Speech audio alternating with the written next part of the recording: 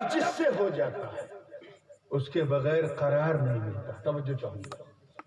امام غزالی فرماتے ہیں محبت وہ احساس ہے جو آنکھوں کو سلاتی نہیں جگاتی رہتی ہے. محبت وہ فیلنگ ہے کہ جس کے ساتھ انسان جڑ جائے, خلوت میں بھی اسی کا جلوہ دیکھے, جلوت میں بھی اسی کا جلوہ دیکھے. محبت میں ہجر ہے, محبت میں فراق ہے, محبت میں تپش ہے, محبت میں بے چینی ہے, بے قراری. اب اگر کوئی کانچ کے گلاس کو دل دے دے کیا حال ہوگا؟ کانچ کے گلاس کو دل دیا, دل اٹکا ہوا ہے گلاس میں, کہیں یہ ٹوٹ نہ جائے, کہیں یہ گر نہ جائے, کہیں یہ ہل نہ جائے. اتنی نازک چیز کو دل دیا, اور اتفاق سے دل اگر گلاس ٹوٹ گیا تو ادھر گلاس ٹوٹا ادھر دل ٹوٹا. کیوں؟ کیونکہ دل ہم نے ایک ایسی چیز کو دے دیا جو دل لینے لائق نہیں. ایسے ہی اگر چلتے پھرتے کوئی کسی کو دل دیتے, آج کل وہی چل رہا ہے نا, اب تو موبائل میں ایموجیز کے ذریعے دل کا آدان پردان ہوتا ہے. بڑی تیز ہنسی آئی ہے. اتنا گھٹیا کرائیٹیریا دل کا ہو گیا. دل نہ ہوا فٹ بال ہو گیا, کبھی اس پالے میں کبھی اس پالے میں. یہ دل کا تقاضا نہیں ہے. اگر کامیاب بندہ بننا تو اپنا تن من سب کچھ دنیا دار کو دے دو, دل دینا ہے تو پروردگار کو دے دو, احمد مختار کو دے دو, ان کے چار یار کو دے دو, اہل بیت اطہار کو دے دو, حیدر کرار کو دے دو. ہمیں کوئی نہ ملے تو اپنے یار کو دے دو, تب تمہیں کامیابی کی کنجی ملے گی. کسی کو دل دینے سے وہ چیز اپنی نہیں ہوتی. ایک صاحب ہیتھرو جا رہے تھے لندن, احمد آباد سے اڑے, 9 گھنٹے کی فلائٹ کی جرنی میں انہیں فلائٹ سے پیار ہو گیا. فلائٹ کا انٹیریئر اچھا لگا, اس کی سیٹ کمفرٹ لگی, کھانا پینا ایئر ہوسٹس اللہ جانے کیا انہیں اچھا لگا, فلائٹ کو دل دے دیا. اب جب دل دے دیا تو کیا ہوا؟ جب ہیتھرو پہ فلائٹ لینڈ ہوئی لندن میں تو سارے پیسنجر اتر گئے. ہاں جناب بیٹھے. I'm in love with this flight, I'm in love with this flight, I cannot leave this flight, I fall in love with this flight. وہ کر رہے ہیں تو کیا یہ کہنے سے وہ فلائٹ 50-60 کروڑ کی وہ فلائٹ جمبو جیٹ ان کی ہو جائے گی؟ نہیں ہوگی. وہ خود تو نہیں اتریں گے, لیکن گراؤنڈ اسٹاف والے ایئرپورٹ کے دھکے مار کے اتاریں گے. نہ تیرا ہے نہ تیرے باپ کا, تو نے اسی چیز کو دل دے دیا جو تیری تھی ہی نہیں. بلا تشبیہ مسلمان, اس دنیا میں تمہیں 60 سال 70 سال 80 سال 90 سال جب تک رہنا ہے رہو, مگر اپنا دل دے کے نہ رہو, کیونکہ دل دینے کا بعد بڑا پچھتاوا ہوتا. دل اس کو دو جو دنیا میں بھی تیرے ساتھ ہو, قبر میں بھی تیرے ساتھ ہو, حشر میں بھی تیرے ساتھ ہو. جب 8 گھنٹے کی جرنی سے دل دینے کی وجہ سے جہاز تیرا نہ ہوا تو 70-80 سال میں یہ دنیا بھی تیری نہیں ہوگی.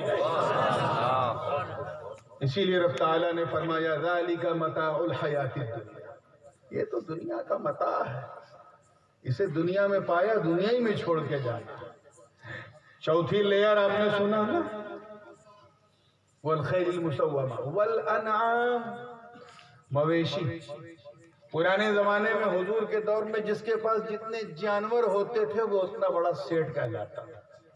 اور یہ جانور بھی اس زمانے میں بہت بڑا بریکر ہوتے تھے. آج کی مثال اگر میں دوں تو آپ نے اپنا ایسا بزنس کر رکھا, بزنس کرنا رسول کی سنت, لیکن ایسا بزنس نہ ہو کہ صبح شام صرف بزنس ہی, کہ صبح اٹھے تو بزنس خیال آ رہا, ٹیلی فون میں بزنس, چلتے پھرتے بزنس, اٹھتے بیٹھتے بزنس, بچوں کو لے جا رہے تو بزنس, یہاں تک کہ رات میں تھکے ماندے بستر پہ آئے, بیوی کھانا لے کے آئی لیکن دماغ میں بزنس چل رہا ہے. ایسا بزنس بھی بہت بڑا بریک ہے, ایسا کاروبار بھی بہت موٹا لیئر ہے. جس لیئر کو توڑے بغیر تم ایمانی شعور کا خزانہ نہیں کر سکتے۔ تم بزنس کرو مگر ابو حنیفہ کی طرح کرو، بزنس کرو تو عثمان ابن عفان کی طرح کرو۔ حضرت امام اعظم ابو حنیفہ was the millionaire، کروڑ پتی تھے، کروڑ پتی۔ بغداد اسی لیے گئے تھے وہ کوفہ سے کہ وہاں بھی بڑا شہر ہے، بزنس ہو، اور بزنس بھی کس چیز کا؟ ریشم کا کرتے تھے۔ اونٹ 70 اونٹوں کی پیٹھ پہ لد لد کے ان کا ریشم جاتا تھا، لیکن اللہ سے ایسا تعلق تھا کہ 40 سال تک عشاء کے وضو سے فجر کی نماز پڑھی۔ اسے کہتے ہیں کامیابی۔ والحرث، آخر میں بھی آخری لیئر ہے، والحرث یعنی تمہاری کھیتیاں۔ اتنے کھیت ہیں کہ صبح 1 گھنٹہ اس کھیت میں، اس کے بعد 1 گھنٹہ اس کھیت میں، اس کے بعد 1 گھنٹہ اس کھیت میں، اس کے بعد 1 گھنٹہ اس کھیت میں، پراپرٹی میں صبح و شام گزر رہی۔ نماز بھی بڑی مشکل سے پڑھنے کو مل رہی، اللہ کی یاد نہیں آ رہی، نہ موقع۔ یہ بھی بہت بڑا لیئر ہے میرے دوست۔ اسے اگر کاٹنا توڑنا تو اپنی پراپرٹی سے زیادہ اپنے رب سے محبت کرو، ایسی محبت کرو کہ الٹے چلتے پھرتے دوڑتے گھومتے تمہارے دل و دماغ میں یہ بات گھر کر جائے کہ کوئی دیکھے نہ دیکھے میرا اللہ مجھے دیکھ رہا، اللہ دیکھ رہا ہے، ہی از واچنگ اس، وہ دیکھ رہا ہے۔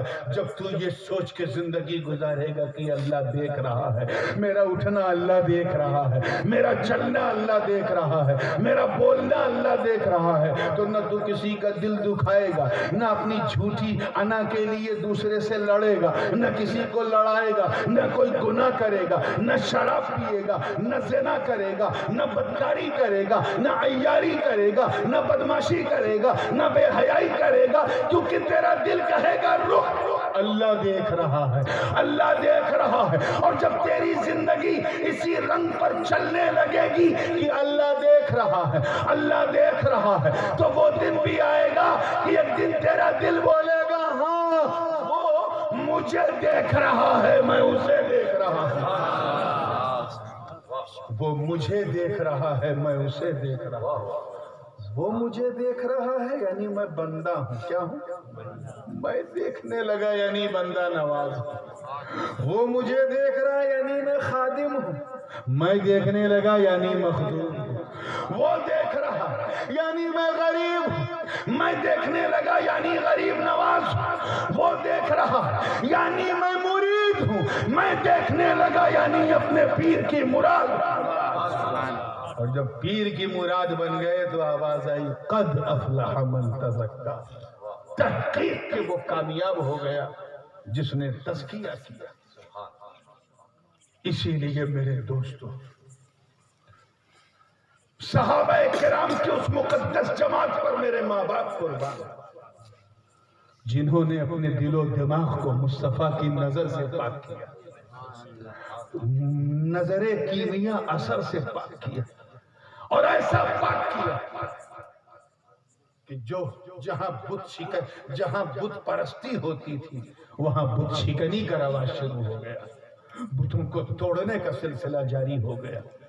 ایسا پاک کیا کہ کسی کو صداقت کا درجہ ملا تو کسی کو عدالت کا درجہ ملا، کسی کو سخاوت کا تو کسی کو شجاعت کا، کسی کو کرامت کا تو کسی کو امامت کا تو کسی کو شہادت کا۔ اسی لیے میرے دوستوں، عمل تو اپنی جگہ پر ہے مگر اس سے زیادہ قیمتی یہ ہے، اور کامیاب وہ ہے جو اپنے عقیدے کو سیفلی لے کے چلا جائے۔ A man who saved his ideology, اپنی آئیڈیالوجی کو، اسلامک آئیڈیالوجی کو جس نے سیف کیا وہ کامیاب ہو کے گیا، عمل بھی اچھا کیا تو بہت کامیاب ہو کے گیا۔ یہ ہمارا جنم سدھ ادھیکار ہے، اسی لیے تو ہمیں صحابہ سے پیار ہے۔ مگر حضور نے دیکھو کیا تحفہ دیا، سرکار نے فرمایا کہ میرے صحابہ کے بارے میں برا کہنے سے پہلے سوچ لیا کرو، واللہ واللہ اصحابی۔ ایک مقام پہ فرمایا کلہم میرے صحابہ میں فرق نہ کرو، سب عدل والے ہیں، سچے ہیں۔ ایک مقام پہ فرمایا اصحابی کالنجوم بأیہم اقتدیتم اہتدیتم، میرے صحابہ ستاروں کی طرح، ان میں سے تم جس کی اقتدا کرو کامیاب ہو جاؤ۔ یہ نہیں فرمایا کہ ابو بکر ہی کی کرو تبھی کامیابی ہے، عمر کی کرو تبھی کامیابی ہے، عثمان کی کرو تبھی کامیابی ہے، علی کی کرو، عشرے مبشرہ کی کرو، بدر والوں کی، احد والوں کی، خیبر والوں کی، خندق والوں کی تبھی کامیابی ہے۔ نہیں، بِأَيِّهِمْ اقتدیتم اہتدیتم، جس کی چاہو، whoever you follow you will get success، جس کو تم فالو کرو کامیاب ہو جاؤ، چاہے مکے کا صحابی ہو یا مدینے کا صحابی، ہر صحابی شاندار ہے، بے مثال ہے، لاجواب ہے، مگر بِأَيِّهِمْ، توجہ چاہوں گا، بِأَيِّهِمْ، یہ ضروری نہیں ہے کہ وہ ملت کا ہلال ہو تبھی کامیابی ہے، اگر وہ میرا بلال ہے تب بھی کامیابی ہے۔ بِأَيِّهِمْ، اس ایو کی تعمیم کو لوگ سمجھ نہیں پائے۔ اچھا ایک بات بتا، درجے کی بات چلی ہے، آج کل لوگ انچی ٹیپ لے کے بیٹھتے ہیں، اس لیے میں بتا رہا ہوں، میں آپ سے پوچھ رہا ہوں کہ اگر انڈین ٹائم کے حساب سے، میں سمجھانے کے لیے کہہ رہا ہوں، 10 بجے ایک شخص بھاگتا ہوا آیا، 10 بجے بارگاہ رسالت میں، کافر تھا لیکن کلمہ اسلام پڑھ لیا، کلمہ اسلام 10 بجے صبح پڑھا، اور 1 گھنٹے کے بعد شہید ہو گیا، ٹھیک 1 گھنٹے بعد، صحابی ہے کہ نہیں بولو، ادھر والے ہے نا؟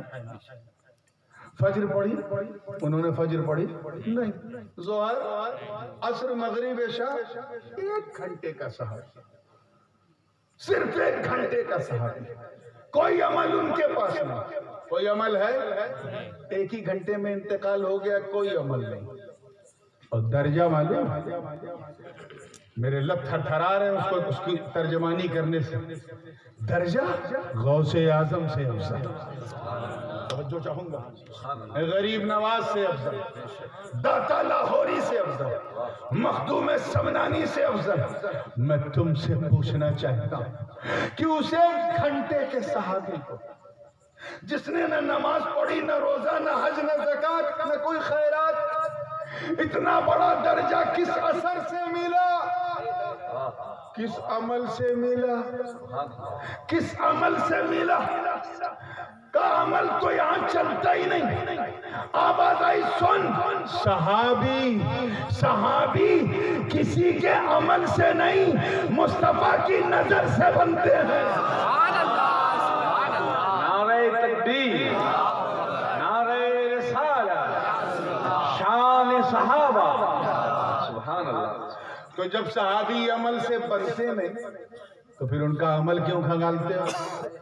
فلاں نے فلاں موقع پہ ایسا کیا، نہیں کرنا چاہیے تھا، ان سے یہ ہوا، نہیں ہونا چاہیے تھا، صفین میں ایسا ہو گیا تو جمل میں ایسا ہو گیا تو وہاں ایسا ہو گیا۔ ابے جب صحابی عمل سے بنتے ہی نہیں تو تو نے عمل کیوں دیکھا؟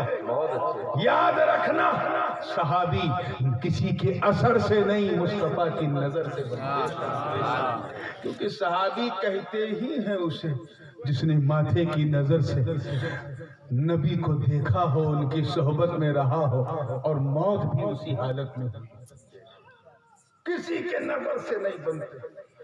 تو فیصلہ کر کے اٹھنا ہے کہ اگر کامیاب بندہ بننا تو ان صحابہ کی کامیابی کی قدم بوسی کرو جو کسی کے اثر سے نہیں، اپنے آقا کی نظر سے بنتے۔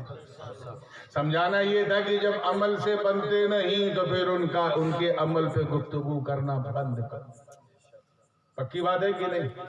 ان کا عمل کیسا تھا وہ جانے، اللہ جانے، رسول جانے، اپنی اتنی اوقات نہیں انٹرفیئر کرنے۔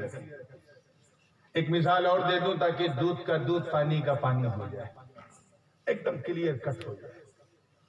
مثال دے رہا ہوں، کسی نبی کی توہین کرنا کیسا ہے؟ کفر ہے، بولو زور سے، ڈرو مت۔ انسلٹ کرنا، نرادر کرنا کسی بھی نبی کا کفر ہے، صریح کفر ہے، کوئی تعویل نہیں۔ معاذ اللہ ثم معاذ اللہ، اگر کوئی بدبخت کسی نبی کو گالی دے دے معاذ اللہ تو صریح کفر ہے۔ کیا ہے؟ اور کوئی اگر کسی نبی کی داڑھی کھینچ لے اور کھینچ کے معاذ اللہ ہاتھ اٹھا کے مار دے تو کفر بدیہی ہے۔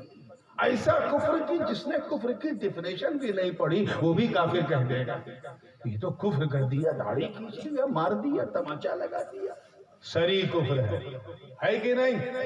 نبی کی انسلٹ کفر ہے، داڑھی کھینچ کے ہاتھ اٹھا دینا تو بہت بڑا کفر ہے۔ لیکن ایک نبی ہے موسیٰ کلیم اللہ، توجہ چاہوں گا، آگے سے لے کے پیچھے تک توجہ چاہوں گا، موسیٰ کلیم اللہ۔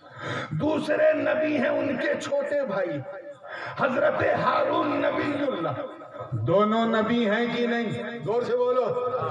ایک ہے موسیٰ کلیم اللہ جو صاحب کرامت ہے، دوسرے ہیں ان کے جانشین حضرت ہارون، وہ بھی اللہ کے نبی، موسیٰ بھی اللہ کے نبی، مگر تاریخ گواہ ہے میرے دوستو، قرآن کی آیات بینات شاہد عدل ہے کہ جب سامری